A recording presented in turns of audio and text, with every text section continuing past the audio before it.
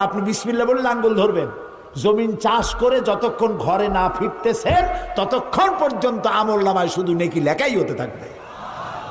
কারণ এই চাষের উপরে নির্ভর করছে আপনার খাওয়া, আর খাওয়ার উপরে নির্ভর করছে আপনার জীবন, জীবনের উপরে নির্ভর করছে আপনার ইবাদত।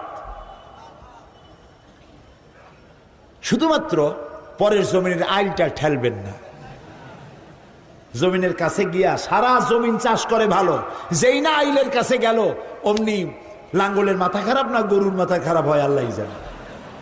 পরের জমিনের আইলটারে ঠেলতে ঠেলতে একেবারে পুলসুরত বানায় ফেলায়। অবশ্য সিলেটে এরকম কাম মানুষে করে না, করে এখানেও। আপনার জমিনের চাষ করা ইবাদত।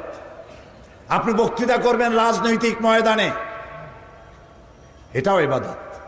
কারণ আপনার উদ্দেশ্য থাকবে জনগণকে আল্লাহর দ্বীনের মধ্যে প্রবেশ করানো। আপনার রাজনীতি শুধু